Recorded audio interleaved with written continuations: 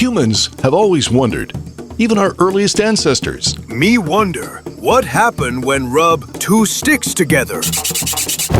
Look, me create hot stick light thing. Just spitballing here, but how about calling it fire instead? No offense, but boring. Now imagine fast forwarding to when our founding fathers were authoring the Bill of Rights, wondering what should be our most important freedom. No question, the right to free speech. Agreed. But just to be clear, it will still be against the law to yell, hot stick light thing in a crowded theater. Okay, admittedly, those historical accounts wouldn't be found in any textbook. But the point is, history shows that people love to wonder. So that's why at this podcast, we proudly carry on the fine tradition of wondering, solving life's little mysteries one weird question at a time. So we are glad you are here, and... Wait, what's that? Oh, sorry. Nothing to worry about. They're just testing the hot stick light thing alarm, okay? Yeah, of course. So, not much more to say other than welcome to the podcast that answers some of the questions you've always wondered about. It's the Always Wondered podcast. Hi, I'm Rick Peterson. Thanks for joining us. It's the question that has plagued shoppers since the dawn of mass merchandising. Have you always wondered, why does your grocery store line always move slower than every other one? I need a price check on register 3. All right, let's start with the psychology. Behavioral scientists tell us that humans are incredibly skilled at noticing when something bad happens to us, like picking the slow line, and absolutely terrible at remembering the 20 times we didn't. It's called selective attention. Ah, yes. It's your brain's delightful habit of going, I will now store this minor inconvenience in permanent memory because it felt really annoying. And once you believe your line is cursed, your brain starts actively looking for proof. Ooh, look, the person ahead of you is paying with exact change. Dimes, pennies, and what might be some kind of Roman currency.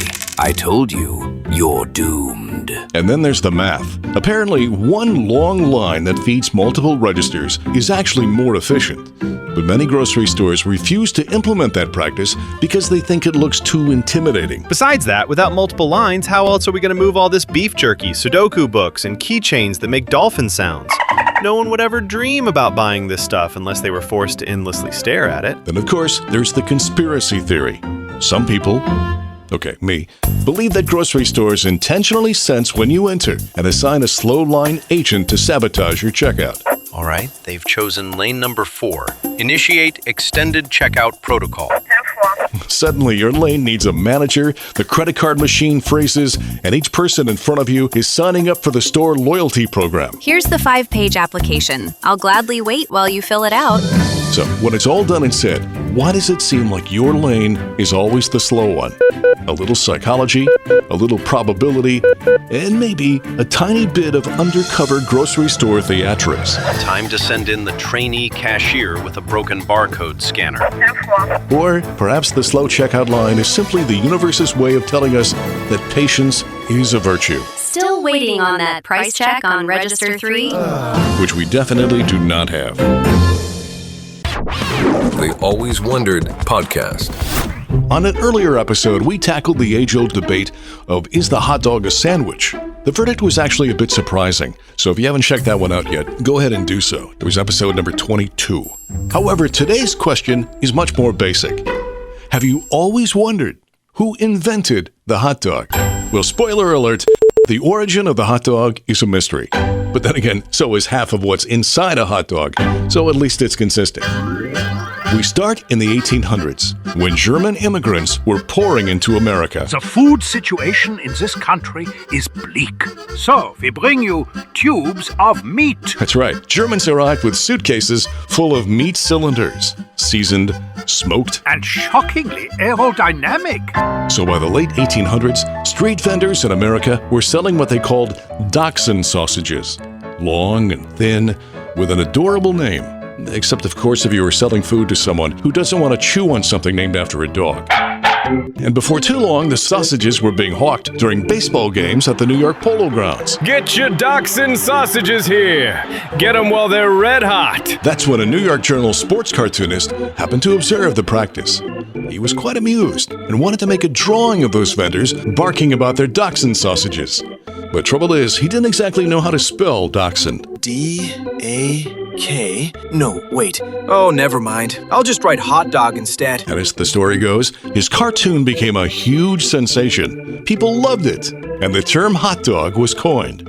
Unfortunately, some accounts say that the phrase hot dog had already been in use prior to that time, so that dog may not hunt. Almost as confusing is who first came up with the idea to put the sausage on a bun. One famous story comes from the World's Fair in St. Louis, where a vendor loaned white gloves to his customers to hold his piping hot sausages. But too many of the gloves were never returned, so instead he said something like, forget the opera gloves. Just grab it with a bun instead. It's another great tale, but it too may be more legend than actual truth. Okay then, so what do we know for sure? German immigrants brought their delicious sausages to this country. At some point, someone, not sure who, figured out an oven mitt made of bread would be a great way to keep your hands from getting all greasy. And along the way, the slang term for a hot dachshund became a hot dog. So in the end, the hot dog's history is pretty much the same as its ingredient list. Blurry, suspicious, and best not investigated too deeply. Bon appetit. It's the Always Wondered podcast. We live in a 24-hour news cycle. Political upheaval, natural disasters, a famous actor posting a single pineapple emoji with no context, and the news will make sure we freak out about all of it. Breaking news! This just in. We spent $200,000 on these fancy swooshing breaking news graphics, and we intend to use them every 14 minutes. More breaking news soon. I don't know about you, but it makes me long for a simpler time, when we weren't constantly bombarded with the biggest thing that ever happened since the last thing that was the biggest thing that ever happened. So have you always wondered, was there ever a day when nothing happened? Surprisingly, yes. The date was Friday, April 18th, 1930, the day that history took a little vacation, at least according to the BBC. Now, back in the 1930s and 40s, the British Broadcasting Corporation was the preeminent broadcast news outlet in the world, and the BBC took their news seriously. In fact, in order to keep things proper, the newscasters dressed in tuxedos to deliver the news. Think about that.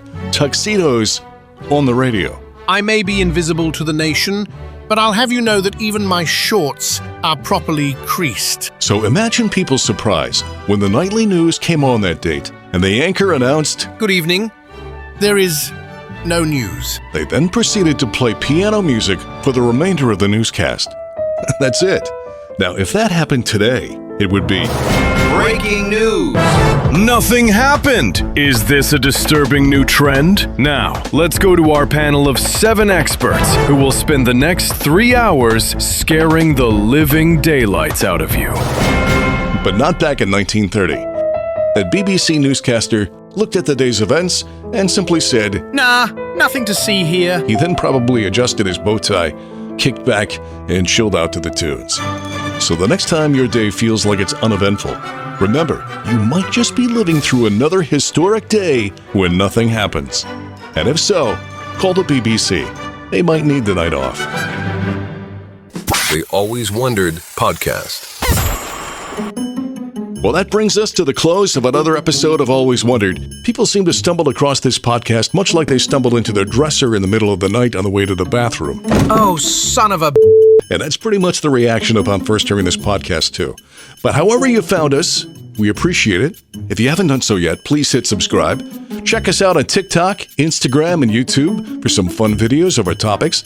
All the links are at facebook.com/alwayswondered. All right. As always, we leave you with one to ponder. Have you always wondered, since Donald Duck wears no pants, why does he wrap a towel around his waist when coming out of the shower? Sorry, just had to ask. Until next time, stay curious and keep wondering. I'm Rick Peterson. Thanks for listening. The Always Wondered Podcast. If you like what you hear, please subscribe, leave a 5-star rating, and a review. Listen on Apple Podcasts, Spotify, or wherever you get your podcasts. Feel free to offer suggestions for future topics or simply reach out to alwayswonderedpodcast@gmail.com.